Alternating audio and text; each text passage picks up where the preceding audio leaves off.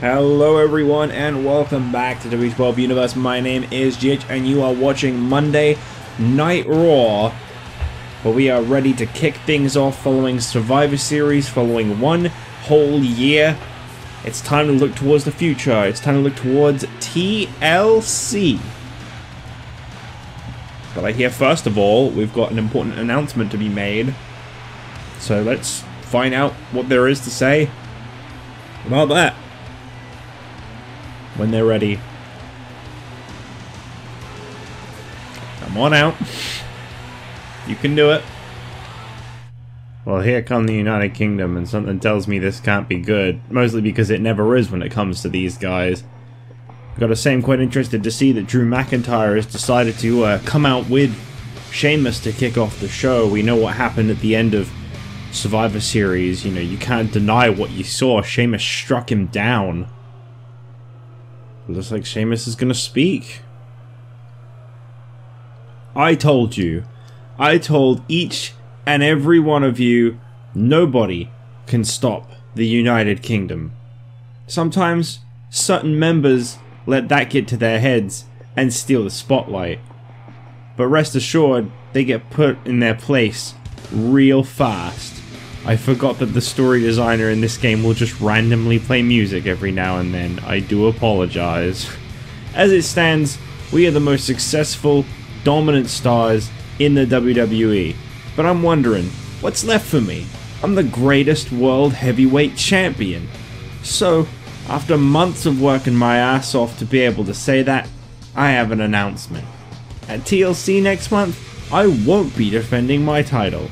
I've already beaten everyone on Raw anyway, so what's the point? Mick, your champion deserves respect. Your champion deserves some time off. Go easy on the others, pal. See you in a month. Is he serious? He can't be serious. Well, following that big announcement, we are here in Detroit, Michigan tonight for a women's match to kick things off. Look at this sight here.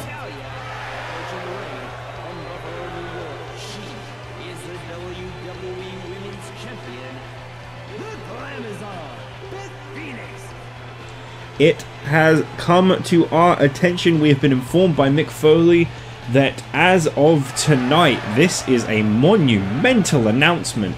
As of tonight, Beth Phoenix is officially a member of the Monday Night Raw brand, now that she is holding the Women's Championship. What's more to that, the championship around her waist, the Divas Championship, will become defunct following tonight. All women from the SmackDown Women's roster, as a matter of fact, including this one, are officially now members of Monday Nights.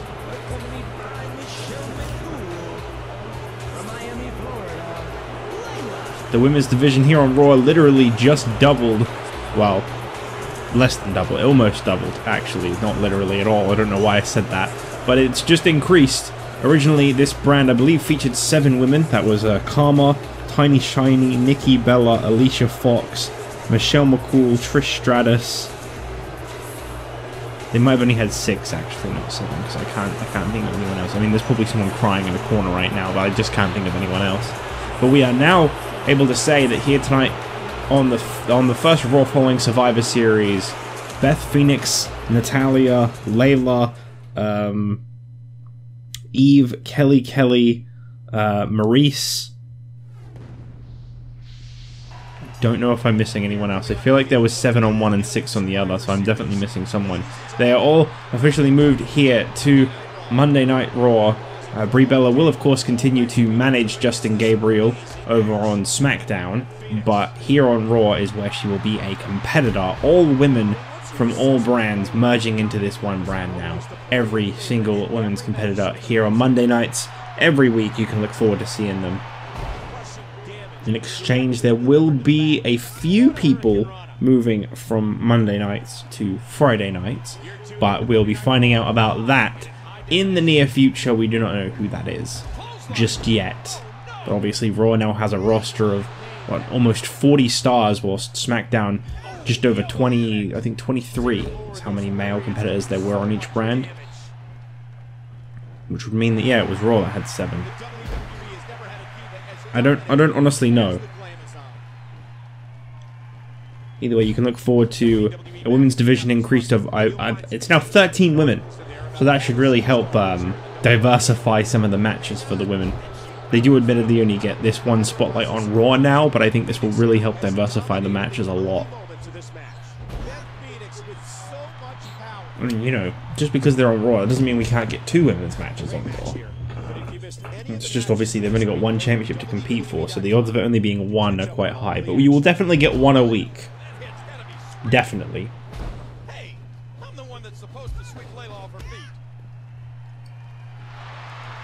Let's not forget some interesting words from Sheamus earlier tonight. That man actually believes that he can just announce a vacation and walk away and continue his reign as World Heavyweight Champion and not defend at TLC.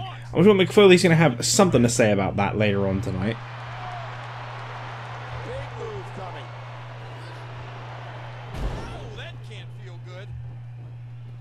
This has actually reunited quite a few combinations here in the women's division, as we now have the union of the Divas of Doom, Beth Phoenix and Natalya, as well as the reunion of McCool, as you can see, Michelle McCool and Layla very quick to get back together.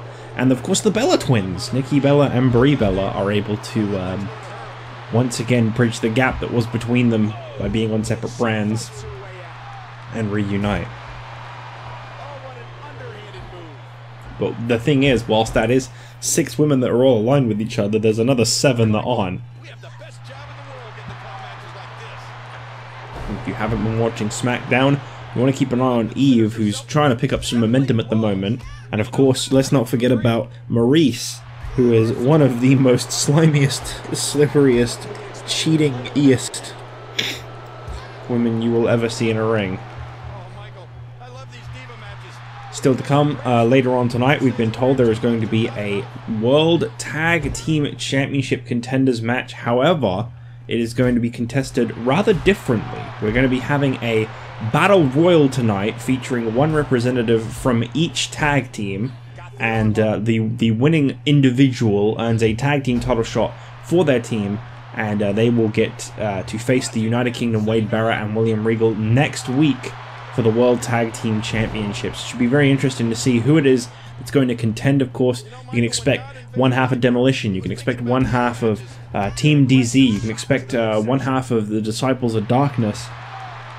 But this match is also here to possibly put a foot forward for some superstars who aren't in tag teams. Obviously, that is the incredibly interesting additional note to take here, is that there is actually going to be competition from superstars not in tag teams in that Battle Royal, and it'll be down to them, if they win, to find a tag team partner and contend for those World Tag Team Championships.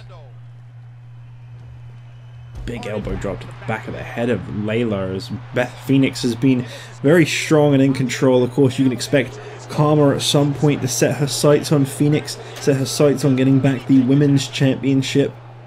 It's going to be a tough one, I think. And of course, Michelle McCool doing everything in her power to make sure that Layla stays in this match. I mean, what are we up to now? Like a 9, 10, 11, 12, 13, 14, 15, 16, 17, 18, 19, 20, 21, 22, 23, 24, 25, 26, 27, 28, 29, 30. You already ejected her. Stop looking at her, ref. 31, 32, 33. Are we really just not gonna count this pin, huh? Is this the end of this match, is it? Ref? Did you just walk out on the match? I think he left.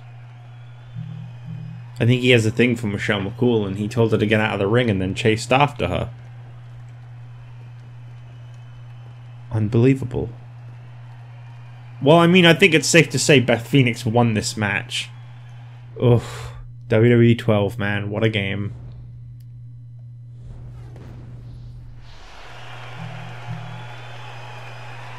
welcome you back to Raw. And oh, hey, boss. Did you get a load of Sheamus just now? Vacation? Beating everyone? Since when? I'm begging you, Mick. Vader blew it big for me last night. It's his fault I lost. Give me Vader one-on-one tonight in a Contenders match for the world title. I'll beat Sheamus and crush that big bastard. I'm a champ everyone wants to see. Well, Kev, first things first, Sheamus isn't getting any time off. Someone has got some unfinished business with him, so I've permitted whatever they want. Second, you blame Vader and talk up yourself? Show CM Punk a little respect, pal. Finally, I got big plans for you tonight already. You, Vader, and Punk, actually. Triple threat, when he gets a rematch for their title next week. Kick both their asses? You're the man, Mick. It's Mr. Foley. Thanks. And try not to rough them up too much, Kev. They're good guys.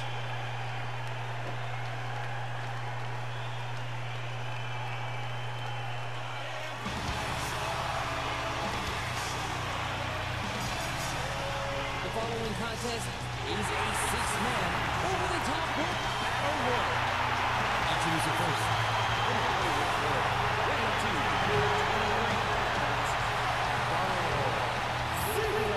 Well, I can tell you what, we got 5 tag teams here on Raw, those being, of course, Team DZ, Demolition, the Disciples of Darkness, Yoshi, Tatsu, and Ricky Steamboat, and David Otunga and Michael McGillicuddy. You can expect them to all be in this match, but there is that one open slot, and whilst we can't tell you who that is, whilst we don't know who to expect in that 6th final open spot, one thing we can guarantee, or 3 things we can guarantee, is it's not going to be Kevin Nash, it's not going to be Vader, and it's not going to be CM Punk. After what we just saw backstage between Nash and Foley, I think it's safe to say that Kevin Nash, Vader, and Punk are going to be focused on that triple threat. And for Punk, I don't even know why he compete in this. It's the same reward either way. You got to think the motivation is going to be quite different for everyone involved in that match. Mick Foley said that basically the winner of that triple threat gets a rematch for the championship they were competing for at Survivor Series, which means that if Punk wins, he gets a tag title shot. If Nash wins, he gets a European title shot. And if Vader wins, he gets to go one-on-one with Sheamus for the World Heavyweight Championship next week. It's safe to say that Vader is probably going to be the most motivated man in that match, especially with Nash focusing on the World Heavyweight Championship right now. Nash seems to have somehow managed to convince himself to move on from a championship he never won to an even higher championship he's never won.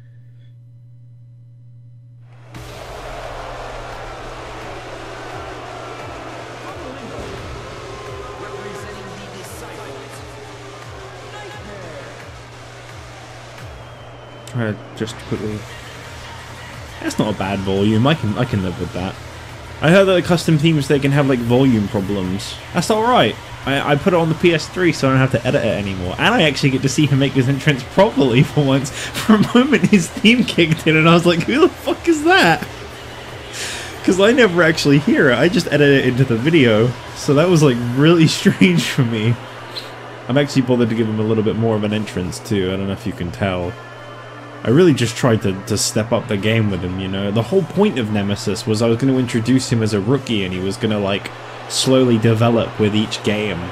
Not that there's, like, that much development you can do. I think I'm going to change the Titantron, though. I don't like the Dynamite bit. It's just that it has a big boom and his whole theme's, like, you know, boom. That's, like, the whole kind of sound of the theme. Oh, what a star.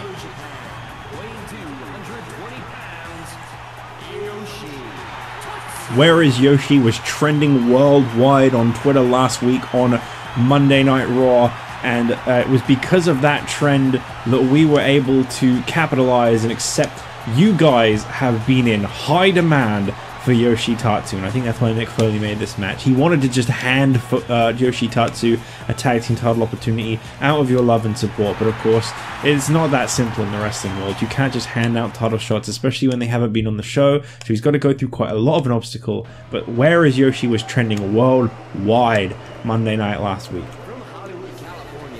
As if WWE would ever acknowledge a hashtag like that. And there's David Otunga, one of the worst win-loss records on Raw to date. I know I'm supposed to talk people up as they're coming down to the ring, but unfortunately I just can't do that for David Otunga. I would love to give this guy superstar threads, by the way. I think he's got a pretty cool, like, attire. The trunks are really cool, but here's the thing, you can't recolor any of them. His superstar threads are literally just his boots. You can't do anything else to him. I like David Otunga, honestly. I know that sounds sarcastic, but he's alright, you know? He's not the worst, he's not the best, he's not going to win like a world title anytime soon, but I think he's a good tag team wrestler. He's in the right spot right now, he's focused on the tag team titles. Who's that final entrant in the... Ooh.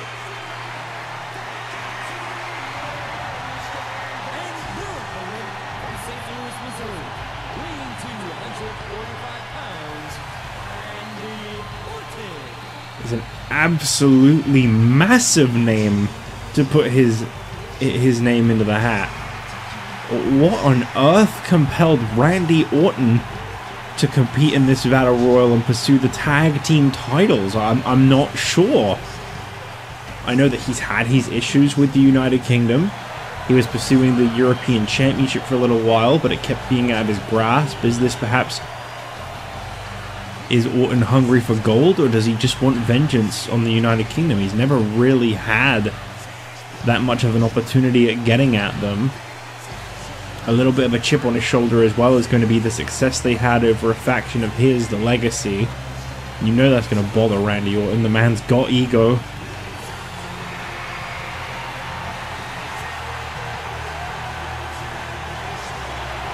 A very, very unexpected surprise entrant in this Battle Royal. There are a lot of big stars here on Raw that aren't involved in tag teams, but I don't know who Randy Orton would team up with. I mean, he's got to win the Battle Royal first, so don't speak too soon anyway, but I'm just a little bit interested, you know? Pardon me for being interested, but I'm interested.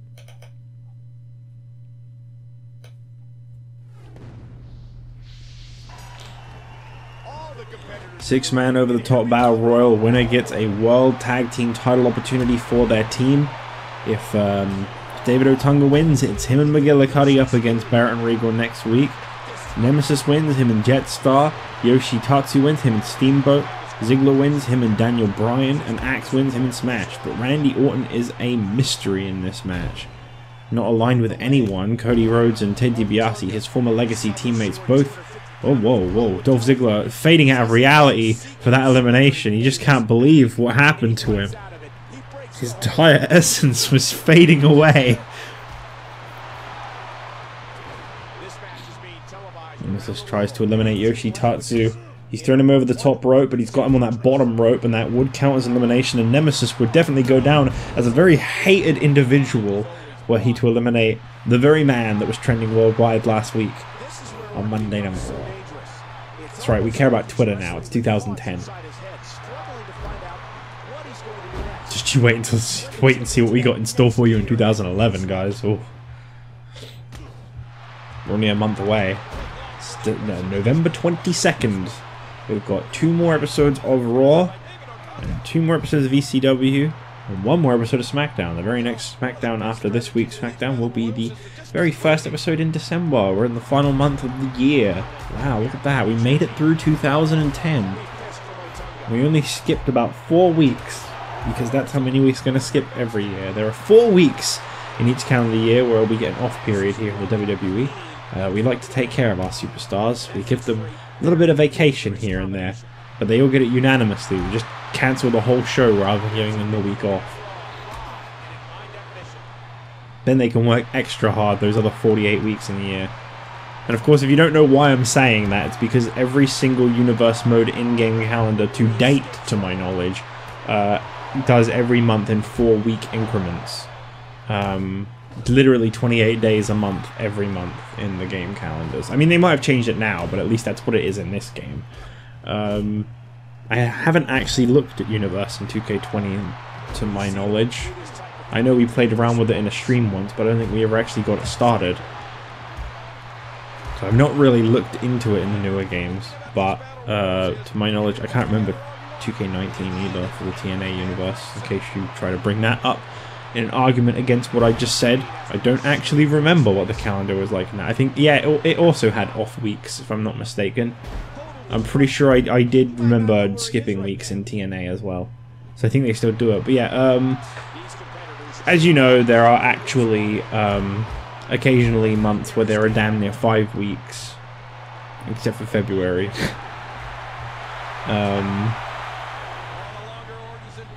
Well, they're not. They're 31 days and 30 days. It's not actually 5 weeks. It's just that those extra 2 and 3 days make a difference on the calendar. There are 52 weeks in a calendar year. In the game, there are 48. That's all I'm trying to say. I don't fill in the blanks by playing Exhibition like I used to, because I actually kind of like the opportunity to catch up a little bit. And there goes Nemesis. Disciples of Darkness will not be competing for the World Tag Team Championships. And there goes David Otunga. Him and McGillicuddy will not be competing for the World Tag Team Championships.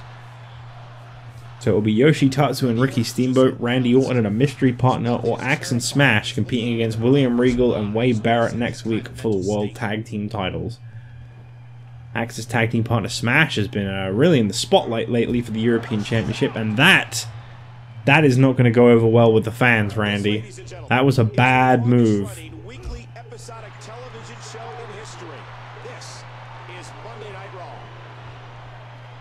Randy Orton. Ooh, RKO. I mean, that's effective, but that's not going to get Axe out of the ring. An RKO onto the ropes would have got the job done. Randy Orton got Axe hanging on by a thread. He is the final member of this match, the final tag team wrestler, and there he goes. So it is Randy Orton who is declared the #1 contender to the World Tag Team Championships. What does this mean for Randy Orton? He came, he saw, and he conquered. And of course, let's not forget right here where he struck with an RKO. And of course, because it's just so worth replaying the final struggles, there's the elimination frag that put Randy Orton in contention for a tag team title without a partner. The man literally does not have a tag team partner, but he is the #1 contender for the World Tag Team Championships. Next week he faces Wade Barrett and William Regal. Perhaps he'll try to win them in a handicap match, I don't know. Maybe he's got a friend. He must do. He couldn't have just come out here for no reason. As we move forward though, up next, more action. So I don't actually know what's next.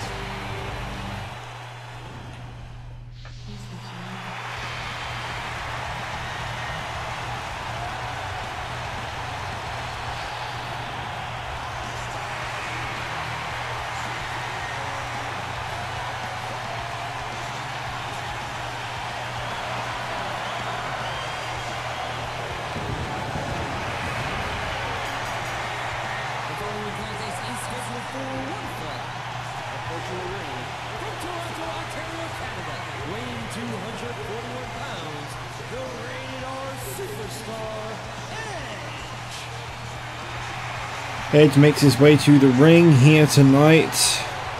What a man. This man managed to run Jack Swagger off of his brand. Jack Swagger, the former tag team partner of Edge, is now gone and dusted. He is out of there. And Edge can look towards the future now. And whatever it is that holds for him, we will find out soon enough. Right now, he is scheduled to go one-on-one with the European champion.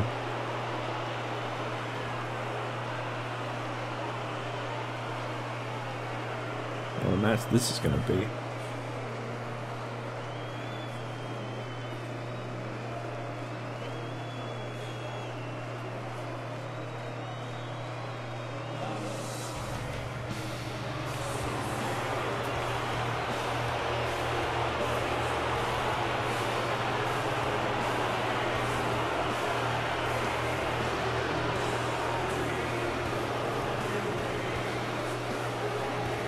No, stop.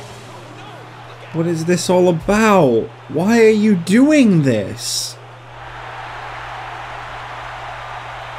I'm absolutely clueless. Sheamus said before that if they get out of line, he sorts it out and it was taken care of. Those were his words in regards to what happened last night at Survivor Series between him and Drew McIntyre. He said that Drew McIntyre was hogging the spotlight, that it was supposed to be Sheamus celebrating, Sheamus is the sole survivor, but Drew didn't tag in, Drew didn't get himself disqualified, and he took the moment from Sheamus that was supposed to close out Survivor Series. Now Sheamus is still targeting Drew. What is the reason for this? The United Kingdom seems to be falling apart, but only in the sense of him and Drew. And Drew seems to be able to make peace with it. Drew came out, he stood right beside Sheamus while Sheamus spoke. He never butted in, he never defended himself over what Sheamus said. He just kind of took it. Is he going to continue to take that too? You know, I'm not sorry for the things I've been saying here on commentary, and I'm sure no one else is either when they say that Drew is the breakout star of the United Kingdom.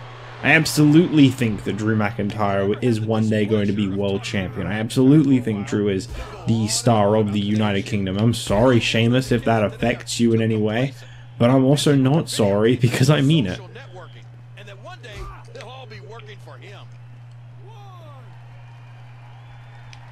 Drew McIntyre defends the European Championship against the Macho Man Randy Savage at TLC. That is the first confirmed match for TLC. It was determined last week on Raw when Randy Savage won the Contenders series to be named the new contender to the European Championship with a victory over Smash last week. And when it looked like Axe was going to finally get Demolition on the map, that also didn't work out. And you notice Drew McIntyre now, he's favoring that head. He's taken some damage at the hands of Sheamus. Sickening. It's just so disappointing. And of course, Edge has to capitalize. This is a match against a contender. And of course, he can't forget that the United Kingdom, they have screwed with Edge a little bit. You know, he never got that World Heavyweight Championship opportunity against Sheamus. In fact, I don't think him and Sheamus have ever faced off.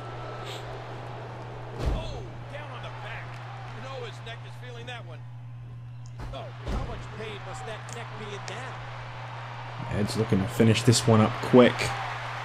Seems to be a little bit of compassion here for Drew McIntyre. I mean, obviously the guy seems to be kind of getting mistreated in the United Kingdom. It's only fair that someone would show some concern for him. Edge getting the job done in just over 2.5 minutes. And you know Drew McIntyre, he's a fighter, he's a warrior. He stood tall last night at Survivor Series. With that silly little strategy or not,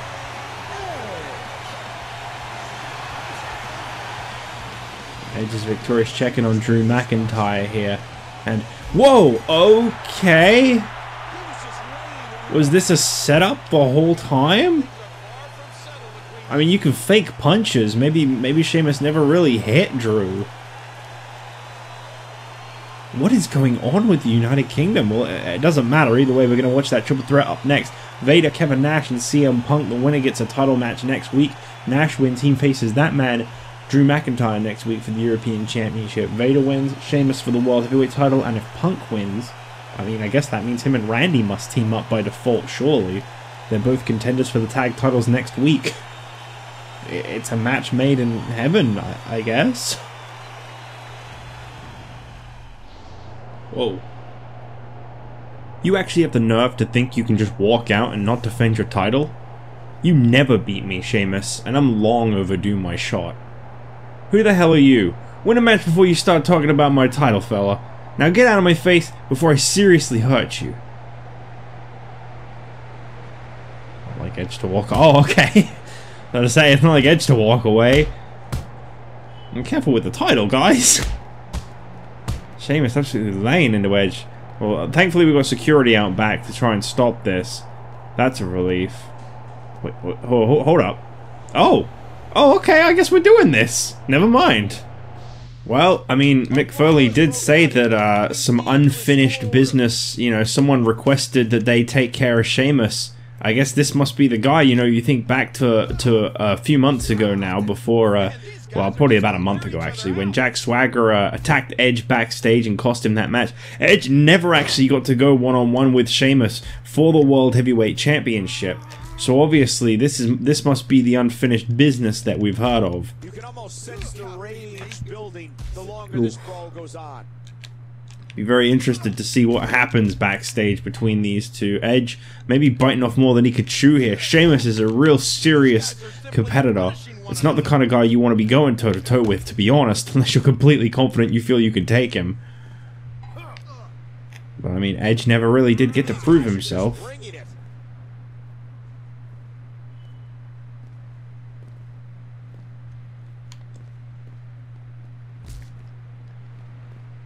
Edge just, oof, spearing Sheamus into that barrel there, and you know what Edge is looking for.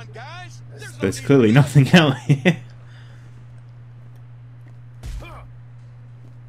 Parking lot assault by Edge. Obviously Sheamus was on his way to leave the building. He made it quite clear he had every intention of just getting the hell out of here. What? These men are just hammering away on each other.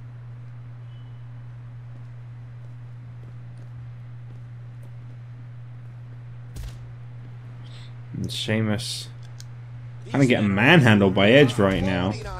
No stranger to attacking people backstage. That sounds a little worse than I intended for it to. Out here, it's all about Sheamus got to be careful. It's all about how Edge is like a man possessed.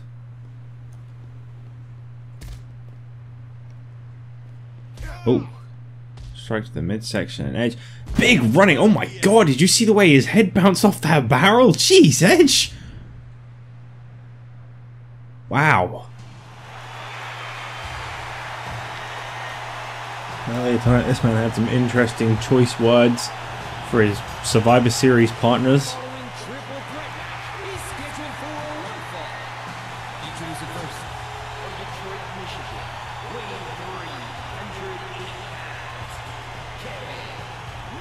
Nash made it incredibly clear just how little he actually cared about them as tag team partners. That much was made so clear by Nash. Complete and utter dismissal of CM Punk in general. He didn't even mention the guy. Even when Foley told him to respect him, he didn't really say anything. And Vader, he called a big dumb bastard. Like, he's completely dissociated himself from Vader. He blames Vader for the loss. And I mean, yeah, okay, credit where due. Vader was eliminated very early into the match. He was the first one to go, but Vader was not eliminated by any kind of means of defeat. Vader was dragged up to the top of the entryway and counted out mutually. They got rid of the most expendable member in William Regal. No disrespect to him, but he's not on the same level as McIntyre and Sheamus have been. They played them.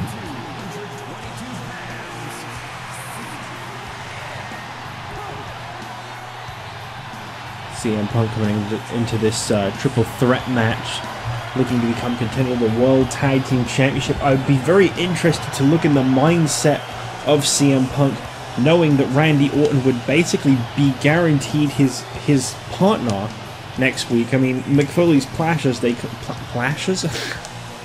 McFoley's plans clashed, is what I was gonna say. His plans kind of clash if CM Punk is victorious. I mean, maybe he wasn't counting on Randy and Punk winning in the same night, but it would automatically make them the contenders to the tag team championships together, which would mean that they would have to be each other's tag team partners. I don't know quite how they'd work.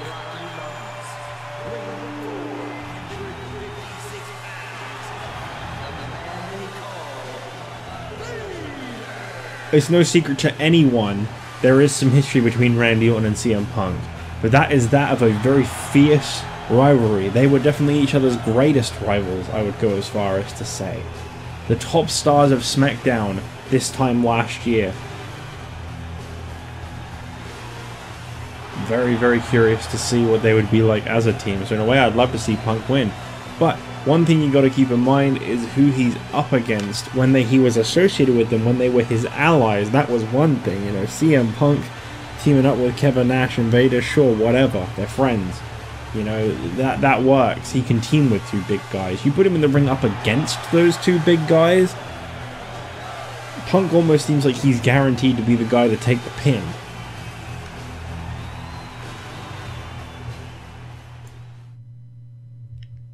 I don't want to count him out or anything. It's just this is a sticky situation for CM Punk for sure. Kevin Nash and Vader going straight at it though. Obviously Vader must have heard those words from Kevin Nash. And let's talk a little bit about what we saw just moments ago backstage. Edge, after that victory over Drew McIntyre, went straight out into the back and caught up with Sheamus, attacking him backstage, beating the hell out of him. And the way Sheamus's head whiplashed off that barrel, I think it's safe to say Edge has got his sights set on the United Kingdom. Edge is pissed and he wants that opportunity at Sheamus in the World Heavyweight Championship at TLC. Well, should Vader not be victorious, a new contender will need to be determined, and even still, Vader gets the title shot next week, not in 4 weeks' time at TLC.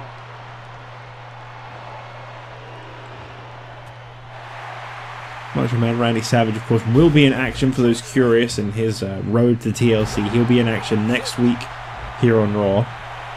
Looking forward to seeing him try to pick up a little bit more momentum as he gets ready for the United Kingdom's Drew McIntyre, who really I cannot tell if he's associated with Sheamus or not. I guess maybe that's the plan. Maybe that's it. Maybe they are still associated and this is just one big mind game to leave you on your toes, to leave you completely uncertain of the state the United Kingdom in. One second you think they're falling apart, the next second they're a solid unit screwing people over. And you just don't know. Edge fell for it. He felt compassion and concern for Drew McIntyre and he got a low blow for it. They may have exposed their plan a little too early, if you ask me. He's still not through. Uh-oh. Should be an interesting, fast-paced triple threat match. These can be real tough to see come to an end. Oh, man. Paintbrushed. A lot of people like to get to their feet real fast and make sure of it. But this is Falls Count Anywhere, as will go with triple threat matches.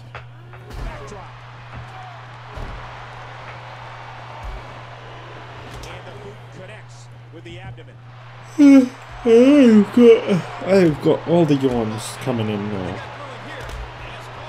Just gonna quickly go open my curtains because my eyes are hurting from how bright this screen is.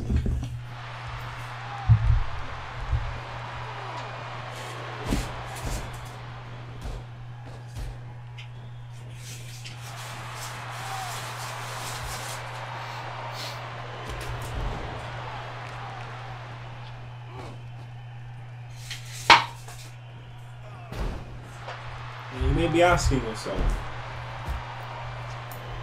you may be wondering, Jitch, why didn't you just open the curtains before you recorded? Well, it was dark when I started recording. The sun has come up during the recording. Okay, that's why.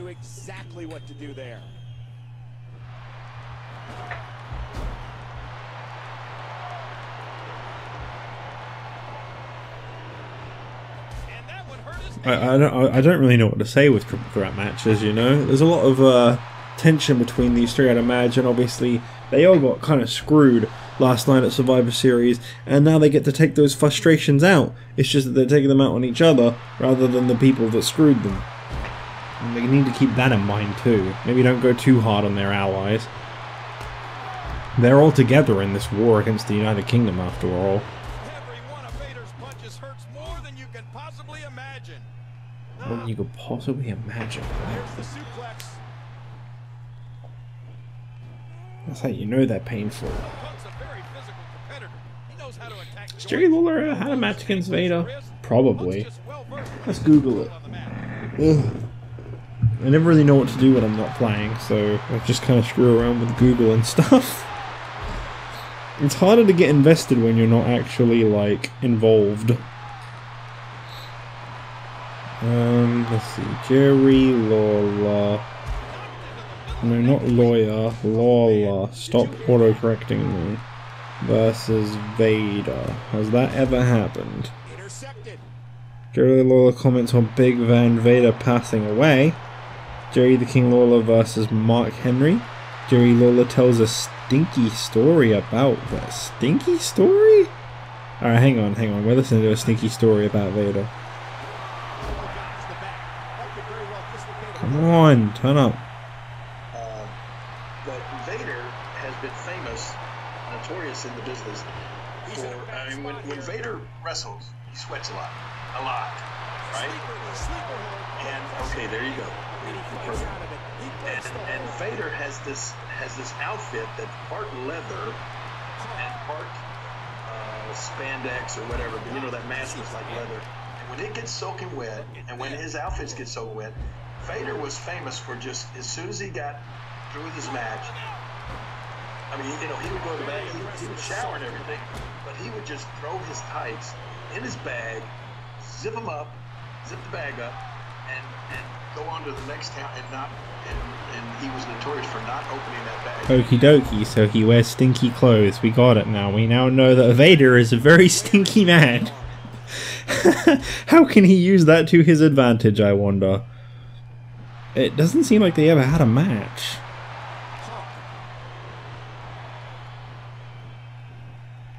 How does he know that his chops hurt?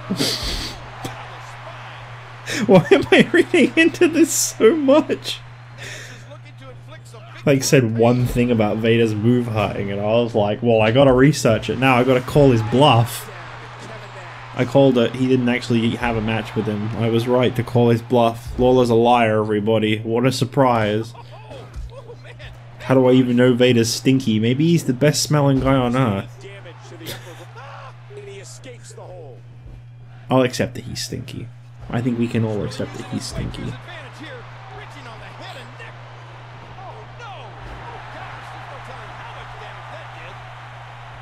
It's really weird to hear Lawler talk normally, actually, because you can kind of tell that he's always shouting a little bit when he commentates. I guess you kind of have to, though. I mean, you're in like a loud crowd environment and stuff. Like, obviously, you got those noise-canceling earphones, I'd imagine, as they're wearing them. But like, the crowd's still gonna get picked up over that microphone. Is that gonna be enough? I mean, I kind of expected that they'd start pinning Punk. I'm really interested in seeing if this one just goes to a time limit, because I don't feel like a triple threat has ever seen a resolution where there's like a one fall to the finish stipulation. This is no disqualification. This is falls count anywhere. They can use those rulings to their advantage to try and find a result quicker, but of course they won't. Of course, don't worry. I already know that. Time to see the power of Big Sexy. Oh, look at that power as he bounced off those ropes. Nash.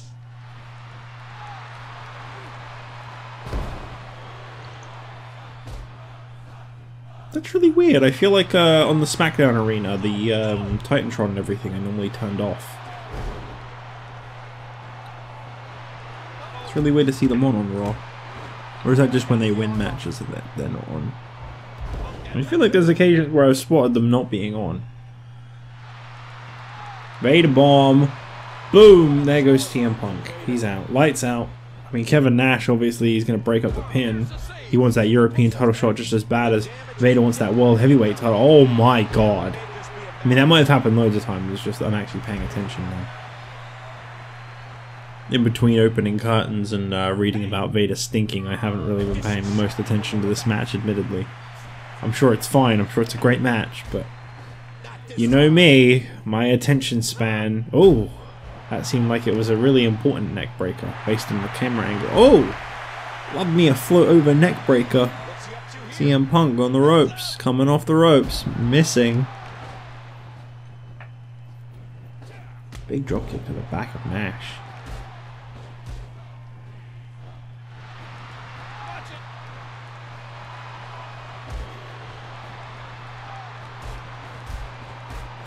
Yeah.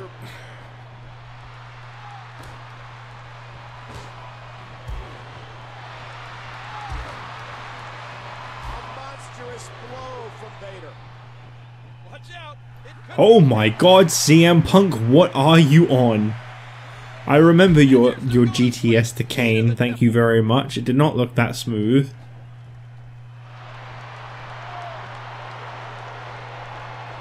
Oh, we're just dishing out finishes now. Oh wow, Vader telling Nash no.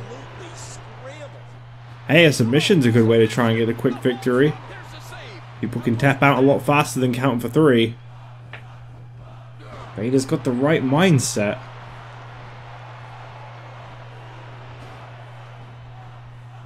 Got a feel for CM Punk in this situation. The guy is really like outnumbered. Oh my god, this would be nuts. Could you imagine the destruction of a jackknife powerbomb on Vader? But of course Punk is to his feet. And he managed to break it up at 2. And that might have been a mistake. Kevin Nash is still looking very fresh compared to the other two, which showing some serious signs of that. I mean, one's taking a Vader bomb, the other's taking a go to sleep. Of course, one's taking a go to sleep and a jackknife power bomb, so I think we know who's in the most trouble right now. It's the guy trying to go for a pin.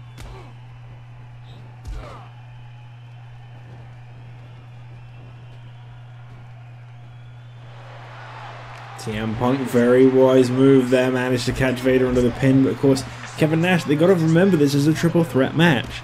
I mean, it's probably going to take another 19 minutes of them not remembering until we see a time up and no one wins the match, but they got to remember it's a triple threat match. You need to get both men down and out. It's not enough to just get one and go for the pin.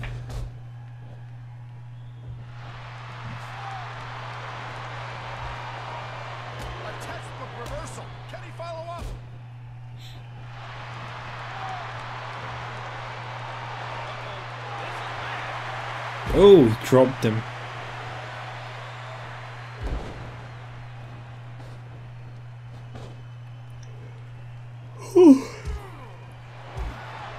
Very nice.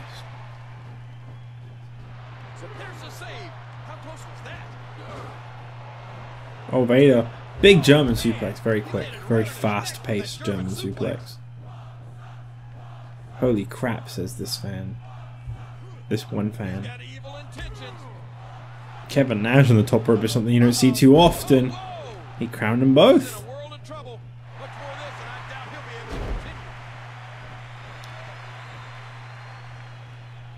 Seems like Nash actually hurt himself coming off the top.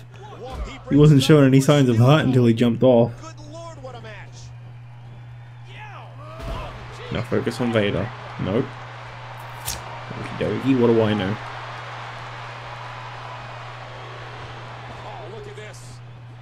Oh boy. Vicious German suplex by CM Punk. And Vader with another German suplex. Go on, hit Vader with a German suplex. Let's keep getting those German suplexes in. Oh, tremendously painful move to the spine. No one wants to do German suplexes anymore. And now I'm upset. Oh. I love this is false count anywhere and they have not left the ring once. That was a really cool running power slam by Vader. I mean, you know, probably, well, it was more like a scoop and power slam. It wasn't really running. He didn't really get like a running start. Oh, Vader bomb again on Punk. That guy's got to be like seriously hurt. And yeah, there you go. Freeze him out of existence. Oh no, you should have gone for the pin on Punk. You got to glitch them. That's how you win. That's how you do it. You turn it into a one-on-one by glitching them. You Randy Orton in a battle royal and you just kind of lean in the corner.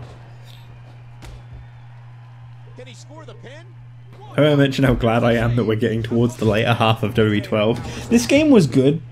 This game was good, honestly. It's got a good roster and everything, but I think the reason that I had kind of that nostalgia blindness towards some of the issues that this game has, it kind of spans across a couple of reasons.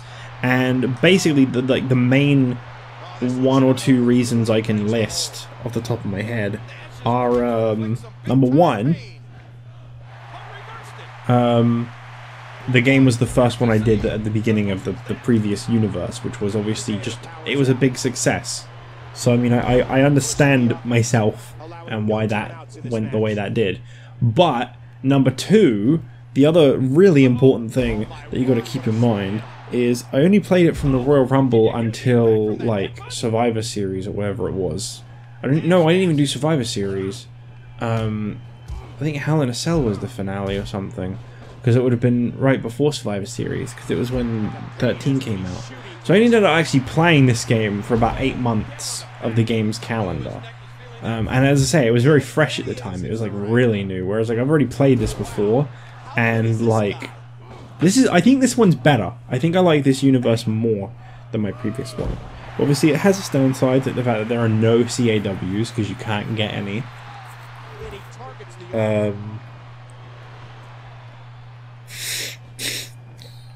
But like, one of the biggest downsides of all is... Oh, okay. I guess that's how this match ends. One of the biggest downsides of all is just the fact that I'm doing it for a lot longer, and it turns out it's a very buggy game.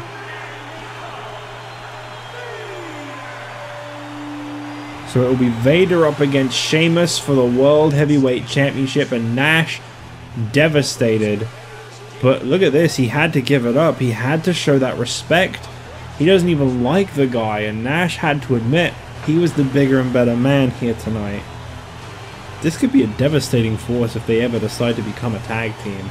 Well, nonetheless, Vader is victorious, and he will face Sheamus for the World Heavyweight Championship next week. So much for that vacation for Sheamus. We'll see how that goes.